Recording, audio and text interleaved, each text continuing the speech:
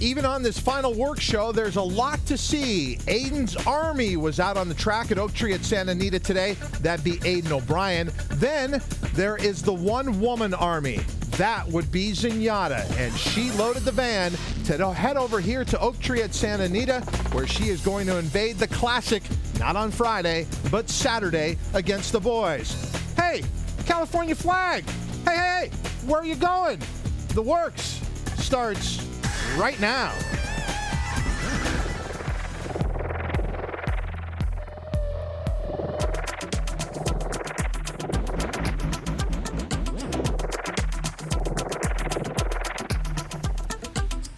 And while the sun has gone down and everyone's trying to find their way home, but eventually they will be finding their way out to Oak Tree at Santa Anita for Friday and Saturday, 2 championship days of racing.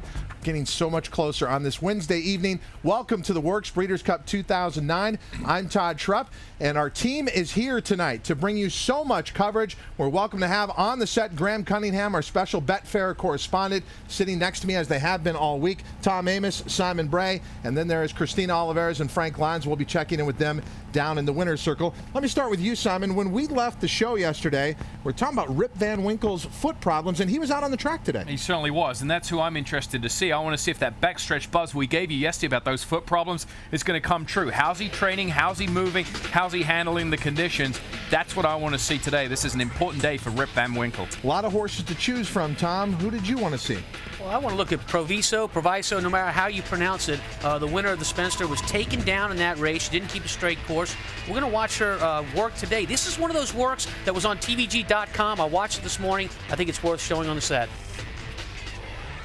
And across at Hollywood Park, as we mentioned in the open, it was ZENYATTA coming over here to Oak Tree at Santa Anita. It's really kind of an emotional moment. I mean, think about this for the Sheriff's Barn. This is where she lives. This is where she's been for her entire career, and she's winding down her career. So even moments like this, which a lot of times can be mundane, have a little bit more meaning. There is a lot of emotion and a lot of stress, actually, because now, you know, this is where stuff can go wrong sometimes. You're always worried about putting horses on or off the van, especially a filly as big as this. You know, she stands there. They let her look. They let her do this every single morning when she comes out of the barn there, and she's loading into a van. You're always worried about, you know, scraping their hip on the side of the van there or something just going wrong. So John Sheriffs, he didn't seem too perturbed. He's got a smile on his face.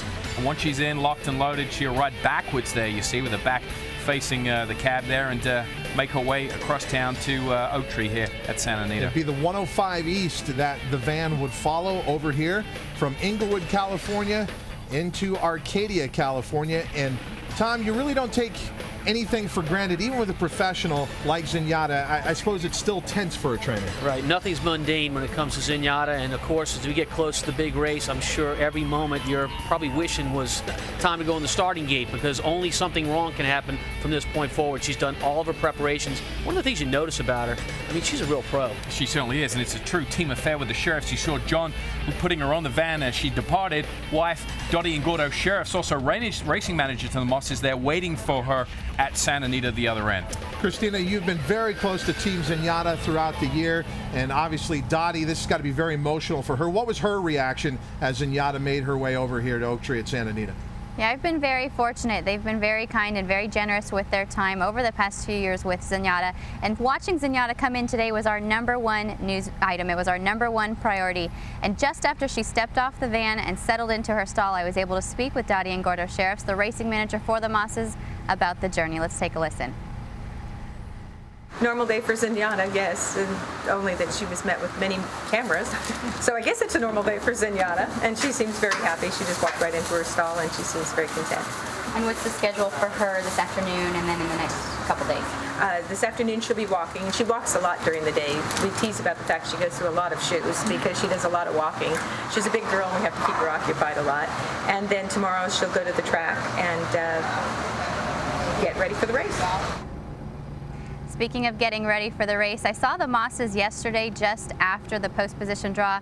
They were all smiles, seemed to really be enjoying the moment, and Dottie said that she and her husband, John Sheriffs, doing the same thing as well. Another note, you saw the groom there, Mario. He is with ZENYATTA practically 24 hours a day. If it's not him, it's his wife. And not only do they stand with her, they actually stand in her stall just to keep her company, just to keep her happy. But ZENYATTA was not the only late arrival on the scene here for the Breeders' Cup, and we begin right there for your news of the day.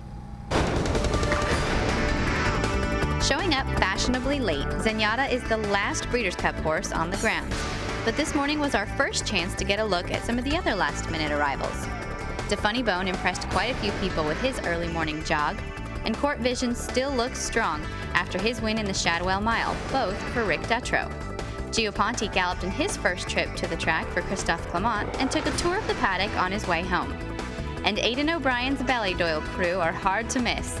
They hit the track around 7:30 with Master Craftsman and Rip Van Winkle stealing the show. Music Note has been training so early that we haven't had the chance to see her in the mornings. We asked Rick Matee how she's doing. She's trained well. We like to train her early in the morning. She likes training in cool weather, and that's what we've done all the time with her. Saratoga, Belmont, she's always gone out first set, and she's trained well. And what's a trainer's worst nightmare Breeders' Cup week? Having your horse get loose during training hours. When he went across the gap at the three-quarter pole, a horse jogged in behind him, and he thought that was fun, so he decided to play and just darted back and followed the other horse home, dumping the rider, and ran off about 3/8 of a mile. Luckily for Coroner, California Flag came back without a scratch. He didn't hit anywhere or grab a quarter or anything, and kicking the stall on his way back in and playing, so I don't think he's any worse for wear. And the hits kept on coming. Literally, juvenile filly turf contender Junia Tepsia dropped jockey Kieran Fallon as she passed the pathway to the paddock. Lastly, it's not too late to finish off your Breeders' Cup outfit with a hat or fascinator. Carol Bader of DelmarHat.com has you covered. We're still styling and outfitting people for Breeders' Cup. We're 5 minutes from the track. You can go to our website, and the first icon right on the homepage is a link for our LA Breeders' Cup trunk shows. Go ahead and email us or call us, and we'll give you the information. You guys had a really great time covering the news this past week here. Lots of media members out this morning, trainers, jockeys, exercise riders, you name it. Everybody is here. The excitement is building, and the best is certainly yet to come. And Christina, you've done a wonderful job covering the news of the day. Thank you very much for all your input for all these work shows, but we still have plenty to come on this show, and let's check out the Works calendar. The Works calendar, two very big races we're going to be focusing in on, the Classic and the TVG Mile. But let's start with the Classic and look at the entries and the morning line. And the morning line favorite is ZENYATTA at 5-2. Although a solid second choice is Rip Van Winkle. Yeah, certainly is. Rip Van Winkle at 7-2. If you like 12-1 shots, you get plenty of them in here in the Classic with Richard's Kid, Gio Ponte, and Einstein all on the morning line at 12-1, and three horses that I think have a legitimate long shot chance. Graham, Aidan O'Brien is one of the most quotable trainers anywhere in the world. With this whole issue about Rip Van Winkle and his foot, what kind of quotes is he putting out there? Yeah, there was about a half-hour discussion between Aidan and the European media today.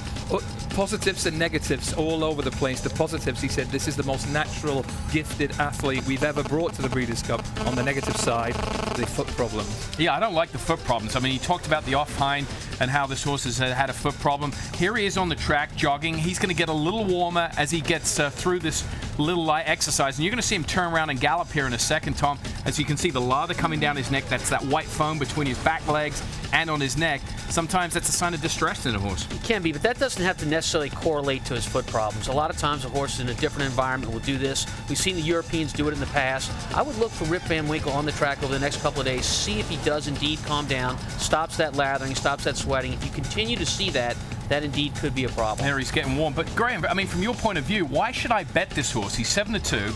Aidan said he shipped out of all the horses, probably not as well as the rest of them. He's probably the worst shipper out of the group. His feet are held together with dental floss.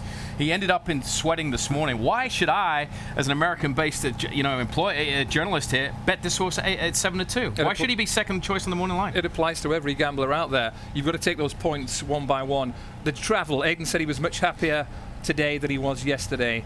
The foot problems are the big thing. This horse has plainly had more foot trouble than Achilles in the last 6-8 months. But every time in 5 big Group 1s, he's performed on the day. So I hope he does again. As regards the getting in a bit of a sweat, like Tom, I wouldn't worry too much about that. Aidan says if this horse brings his A game, he's definitely good enough. And remember, he's got Henry the Navigator going from last season. Henry nearly did it. This fella might just do it if his physical problems are What in about check. his style of running?